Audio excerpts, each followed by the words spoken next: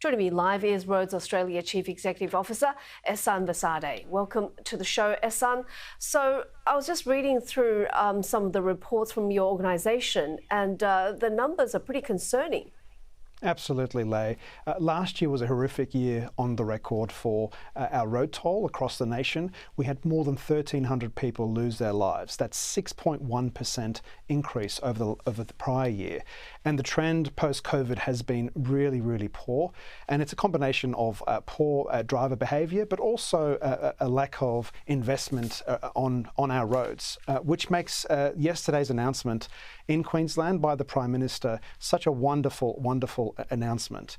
This money that's been found by the federal government in a fiscally constrained environment, in difficult economic conditions, $7.2 billion is not easy to find. And so we have to commend the federal government and also the many organisations that have been calling for this funding, the many road safety organisations, local mayors, councils, and the local government, the state government, for securing this funding, which will go a long way in tackling that fatal hotspot, the Bruce Highway, 41 people losing their lives last year there in Queensland. This is very, very welcome news, this funding.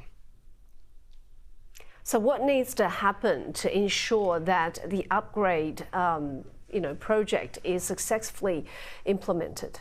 That's a very good question, Leigh, and that's something that Roads Australia is focused on at the moment with the Transport Department in Queensland and our members.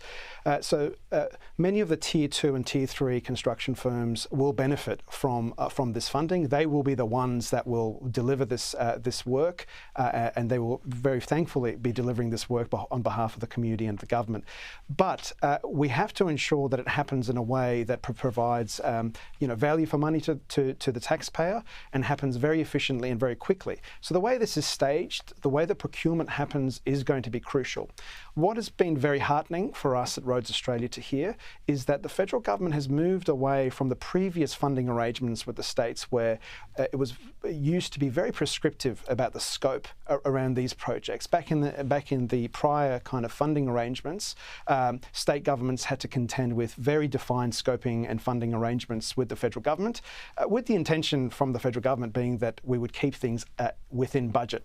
That had the opposite outcome, actually, that we did see scope creep and we did see funding creep and timelines creeping. Now the federal government, under the new funding arrangements, is much more focused on outcomes.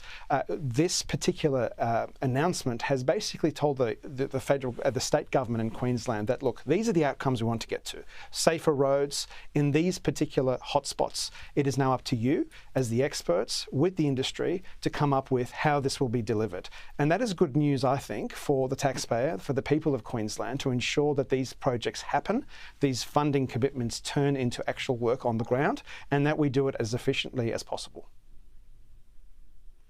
Speaking of that, how do our roads and the way they're managed compare to other countries? That's a very good question. As you and I were chatting offline before, I think it's all very much relative. You know, where I was born in Iran, driver behaviour, the road kind of investment framework is, completely on a different scale to Australia. You know, when you travel back from those parts of the world, and I hope you don't mind me saying, you just travelled back from a different part of the world in South America, I believe.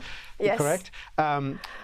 Your behaviour almost changes. Those Peruvian potholes. Exactly, Peruvian potholes and dodging, cars, even where there are, you might assume, is a safe place to cross the road. So we are actually, I think we should be incredibly grateful that we have come a long way in terms of the condition of our roads comparably to other countries, the driver behaviour in terms of accepting that seatbelts are a must.